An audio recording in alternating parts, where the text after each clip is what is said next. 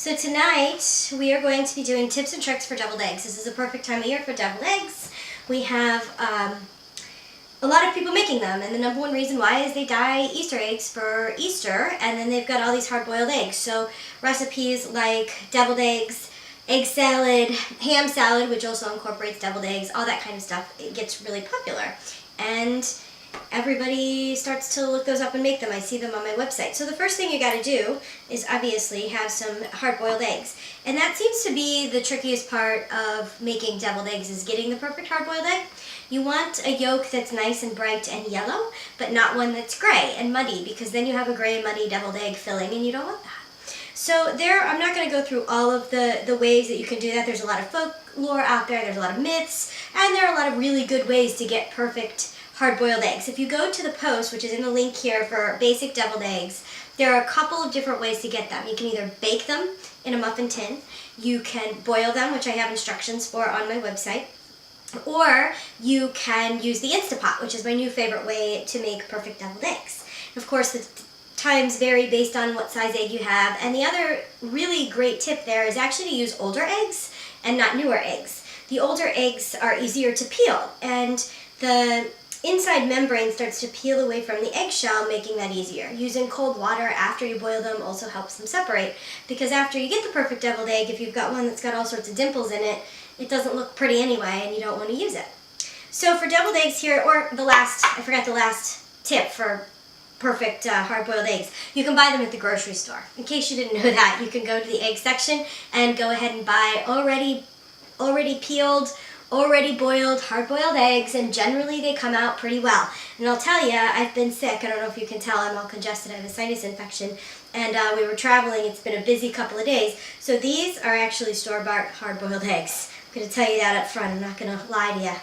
I just didn't have the time or the energy today to make them, so that's what happened. Sometimes that's how it works out. So the next tip that I have for making the perfect deviled egg is to make sure that your eggs are cold when you slice them. A cold egg slices more evenly, and you won't get some of the tearing and the perforation that you would if the egg is a little bit more room temperature. So I actually just took these out of the refrigerator. There are also two ways to cut open your eggs for deviled eggs, and some of this stuff might be really simple. You know it. Other times some people are like, oh, wow, I never even thought about that. So the first way, and the most common way to cut a deviled egg, is lengthwise. People just cut them in half, lengthwise. You open it up, you get your two yolks here, right? And you go ahead and you put them in your, I'm going to actually pop these out on the side, because we're going to go over how to get those yolks good and creamy as well. So that's the most common way. And I'm going to try and usually use a spoon here to get the rest of the yolk out, because I don't want to break it and I don't want to cut through to the bottom, because then you're not going to have that nice well for your deviled egg. You know what? I didn't get another plate to put these on. So what you got here? So these are great, but they usually are what I call 2-bite deviled eggs. And if you're serving them at a party, people don't have plates, sometimes 2-bite deviled eggs aren't the best way to do it. So an easier way to do it is to cut them shortwise, and then it's more about 1-bite type of thing. It's always like when you go out to sushi and you get a sushi roll and it's a little bit too big for your mouth, but you can't quite figure out how to cut it in half. So those are our two ways to cut deviled eggs. Okay, I'm going to set these here for right now, and then I'm going to show you how to attach them to your deviled egg platter if you don't have one too. The next big step in making deviled eggs, and let me go ahead and cut a few more here so that I have enough yolk to be able to show you exactly what it is we're doing. Pop these out. See, these are nice and yellow and creamy. These are pretty hard boiled. If you wanted to do less of a boil, you could also get more of a bright yellow yolk, and some people like that for their hard boiled eggs. It's really based on preference. The one thing you don't want is to overcook them and get that gray yolk, because it's really hard to get rid of after you do that for your deviled egg mix. I'm going to do one more and then we can get started. So the number one issue people have with deviled eggs is that the filling is lumpy or clumpy or gummy. And there are a couple of ways to prevent that. So I will tell you, I've seen most folks, they've got their egg yolks and they just dump them in the bowl and they add everything else and then they start mixing. And that's it. That's all they do. Well, the trick to getting a really creamy, smooth deviled egg mix is to mash and mix the egg yolks before you add any other ingredients. And there's a couple of ways to do that. These are, this one's a little bit hard boiled, so these are a little bit crumbly, but we still want to make sure that we mash them first. It's kind of like beating butter before you add all the rest of the ingredients while you're baking, and then doing it slowly and incorporating them slowly so that it doesn't get clumpy and lumpy. Once you get the clumpy lumpy, it's really hard to get the clumpy lumpy out again. So you take the time to do it in the beginning. So there are, I'd say, 5 ways that you can do this. I'm going to set these aside for now. The first is very simple. You're going to take the side of your knife on your cutting board, and you can just mash your egg here. Very easy. Mash the egg. I'm actually going to set this aside and just go ahead and start putting these in my mixer. I do recommend using an electric hand mixer or a stand mixer for mixing your deviled eggs. It takes a lot of hand power and arm strength to get a really smooth deviled egg mix if you're mixing by hand. If you can do it, by all means, go for it. But I'm a little lazy, and I want to make sure mine are nice and smooth, so I'm going to use my KitchenAid today. And I do like using it with this paddle attachment. Ooh, ringing. So this is going to scrape the sides down as I blend it, which, again, saves just one more step. Okay, so next way, we've got the knife technique. The next technique is the fork technique. If you don't have a lot of fancy material, just use a fork. Go ahead and do this. As you can see, it gets a little bit more crumbly, a little bit more grainy, but we're still mashing it up so that it's a little bit more smooth. You see the difference in how that came out kind of riced instead of flat like it did with the side of the knife. The next way is to grate it. People look at me like I'm crazy when I say this, but seriously, grate it. Use the finest setting on a grater, a box grater, and just grate it in there. And it gets a little messy and crumbly, and that's okay, because ultimately we're going to mix this up. So it's not that big of a deal, okay? So that's the next way. The next way is an actual potato ricer. So this is, if you've never seen this tool, my husband calls it the very large garlic press. And I get it, kind of looks like that. It's got this flat piece, and then it's got all these holes underneath. And this is the old-fashioned way of making mashed potatoes. So I'm going to put my egg yolks in there, and I'm going to rice them in, just like so. Anything left in here is kind of mashed down. I'm going to make sure I get it all, because you want to make sure you have it all. Otherwise, you're not going to have enough filling to actually fill your deviled eggs. Okay, so that's the ricer technique. And the last one is the hand masher. This one also is used for mashed potatoes. If you're doing them by hand and in the pot, again, some people may have never seen one of these. But we're just going to go like this. I'm going to scrape it off because these are bigger pieces of ricing here, and we don't want them to be that big when they go in. So I'm going to do this a couple times. Oh, sorry, is that ringing again? And get it all in here for you. I'm going to set these aside. If anybody else has any tips or tricks on how to get those egg yolks nice and smooth, go ahead and put them in the comments. I'd love to see what you have. I'd love to be able to add it to our repertoire of ways to get nice, smooth deviled egg filling. I'm going to get some of my crumbles, my egg yolk crumbles out of the way here. Okay, so like we talked about with the butter, we want it to be mixed. I'm going to turn my mixer on. It's not going to do much yet. Probably going to crumble around a little bit more, and that's fine. I'm not going to do it too much because we're not having endless time. So the next thing we're going to want to do is, actually let me stop and talk and read the comments real quick. Here, Louise Campbell. Hi, Louise.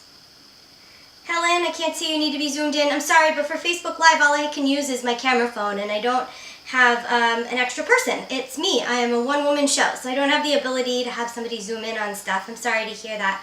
But if you do click over to the link, you can get more zoomed-in images of what I'm doing here. Hi, Helen, again. Again, I'm a one-woman show. I can't read the comments while I'm actually doing stuff. Hi, Gretchen. Yeah, we'll talk about what temperature to serve them at the very end. Helen, sorry you couldn't stay. Dina, why are you making it so complicated? Just mash it. One of the techniques was to just mash it. You don't have to make it that complicated. We talked about mashing it at the end using a fork, using 2 spoons. You can use a ricer. You can do any of those things. Louise, I use my immersion blender. That's a great one. I like using my immersion blender too, and then you can do it all in the same pot. That's one of my most used kitchen utensils, actually, is the immersion blender. Another good tip. I'll add that one. So the next thing you want to do is it's important to add the ingredients and add them in a certain order. I am making the most basic high Nicole. Unfortunately, if I move too far in, then I lose part of my head. I can move it in a little bit, but I'll do it next time around so that I'm not messing with the camera. I'm a one-woman show, and you have to use your phone for Facebook Live, so it makes it a little bit more challenging. I don't have a regular camera head where I can zoom in and out, and I don't have a camera person. Okay, so adding ingredients. So there is a order that's best to add these ingredients to. If you add the basic ingredients of deviled eggs, which is mayonnaise, mustard, salt, pepper, and vinegar, if you add them all together, you're going to get kind of a sloppy gloppy mix, and you're going to get less of a smooth egg mix, deviled egg mix. So never add the vinegar first. In fact, what I suggest adding first is the mayonnaise because it's creamy. So we're going to talk about other ways we can substitute out the mayonnaise too. So I really recommend using a good mayonnaise. Cheaper mayonnaises have a higher water base or a higher oil base, and they're not as thick. And the problem there is that if your deviled egg mix isn't thick, it's not going to sit in the deviled egg, or it's not going to pipe up high or pretty. It's going to go bleh, and you don't want that either, because then you can't have a really pretty display. I like using ones with olive oil. They seem to be a little bit thicker. You can also make your own mayonnaise. If you've not looked at that on my site, how you can make it in less than 5 minutes in your blender, please do look at it. It's so easy, and it tastes so much better. But you also don't have to use mayonnaise. I'm not a huge mayonnaise fan. I know some people like using Miracle Whip. Miracle Whip isn't my favorite. It has a sweeter taste, but feel free to use it. Two of my other favorites are using plain Greek yogurt. Again, make sure you use Greek yogurt, not regular yogurt. Greek yogurt is a lot thicker. You need that thickness to be able to give the mixture the base it needs to pipe into your eggs. And the other one is avocado. Avocado is a great creamy base for things like deviled eggs. It will change the yellow tint on the deviled egg mix, but it will taste really good. It'll add a lot of flavor to it. So you can also use a mix of any of those. If you don't have you can use all mustard, or all mayonnaise, sorry. You can use a mix of mayonnaise and Greek yogurt. You can use a mix of Greek yogurt and avocado, and obviously that'll also cut down on the calories that are going in there, because mayonnaise is pretty hard. Thanks, Helen. You need a different job. Okay, well, Helen, I'm sorry that you don't like it. You don't have to watch it if you don't want to. You can go troll somebody else. Okay, so we've got mayonnaise here. I'm not going to add all of the mayonnaise at the same time. I'm just going to spoon in about half of it. And the amount of mayonnaise is just going to be based on how many eggs you're using. You can look at that in the recipe that is posted below. So I'm going to mix that in. Again, I don't want it to get sloppy and gloppy and gross with the vinegar. If you can see here, I know I don't have Zoom for everybody who's upset about that, but it is starting to whip up and be like a lighter pale yellow, and it is smooth. And part of the reason you want that smooth egg mix is that if you're going to pipe them into the deviled egg, it won't go through the piping bag that well if it's not smooth. So you also don't want to add too much, because then it'll be too thin. And again, it'll be that lumpy, clumpy thing. So next thing we add is mustard. You don't have to add mustard. Some people ask that. You don't have to. But this is another way where you can get really creative with your deviled eggs. I like using a Dijon mustard. Sometimes I use a whole grain mustard, which adds a little poppiness to the mustard mix. And I like that extra added texture. For some of my eggs, like my tomato jam deviled eggs, I use a horseradish mustard and add a little bit of spice to them. You can use a spicy brown mustard. You can also use plain yellow mustard. Like I said before, you can use no mustard at all if you want to too. You don't need a lot of mustard. The mustard's going to add a little bit of acid, but so is the vinegar. And the vinegar is another way that you can also add a little bit of variation. So most recipes call for just a plain white vinegar. You can use a champagne vinegar, white wine vinegar, red wine vinegar, balsamic vinegar. This is really where you're going to be able to add in the mix that you want to add in. I'm going to go ahead and mix those together. Again, I want to make sure that it's got good flavor, but I also don't want it to get too loose and watery that I'm not going to be able to pipe it into my deviled eggs. The only problem I'm having here is that I don't have a lot of egg yolks in there, so it's beating up against the side, not mixing in well. Next is the salt. I do use a fine... sorry, my husband's changing over the video here. I don't like using any kind of iodized salt. It gives it a metallic flavor, and I don't like that. And I'm also going to use white pepper instead of black pepper. Because I'm going for that yellow hue that's so pretty, I don't want to lose that. Using white pepper doesn't give me all of those little black flecks. You can certainly use black pepper if you want to. I do recommend using anything that's freshly cracked because it'll have a lot more flavor when it goes in. So I'm going to mix those in there. Set my mayonnaise aside.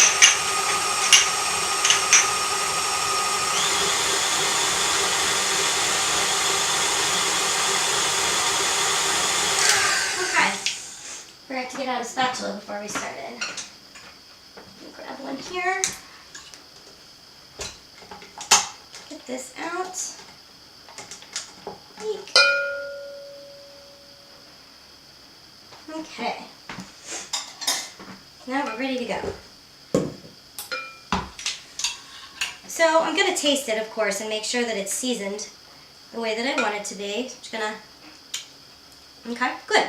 So I also like to not make my base, depending on what kind of deviled eggs I'm making, not too pungent in flavor because I want to be able to add a lot of different toppings. One of my other tips for deviled eggs is that you don't have to add all the same toppings. Your deviled egg tray doesn't need to be all the same flavor even. In fact, it looks prettier when you've got a couple of different things going on the tray. It adds color, variation, texture, and people like to try a variety of different flavors. So I'm going to bring my cutting board back over here for you so you can take a look at them different ways. So some people have deviled egg platters, and that's great. You can use a deviled egg platter. They're pretty, they're easy. I don't own one just because I don't like having multiple gadgets all over the place. So the next thing is getting your deviled eggs to sit flat. Now this one, of course, is going to sit flat for me perfectly. But something like this where we've got this one isn't going to. So what I'm going to do is slice off just a little bit from the bottom there so it makes a little flat piece for it to sit up. If you don't want to do that, or the egg is really thin on the bottom and you don't want to cut all the way through it, you can also use just a little dab of your mix on your serving platter where you want it to stick and just go ahead and attach them there. If I was making these at home and for a party, I'd go ahead and take this deviled egg mix and I'd put it in the refrigerator for at least 30 minutes to let it chill. Again, that's going to get it to that really nice thick texture to be able to pipe it in. Okay, so next is being able to pipe it in. You don't have to have pastry bags. You can just spoon them in, and that's fine. No one's going to fault you for doing that. But another really easy technique is to use just a regular plastic bag. Okay, I'm going to go ahead and put it in here with my spatula. A little messy today. Now, oh, I didn't do this first. Darn it, moving too fast. If you do want to use a piping tip, you don't have to use a pastry bag. You can use one. So I've got a star tip here that I'm going to put down now that I've made a mess. Because I put this in first, in the corner. Now I've got all of my hands. Give me 1 second, guys.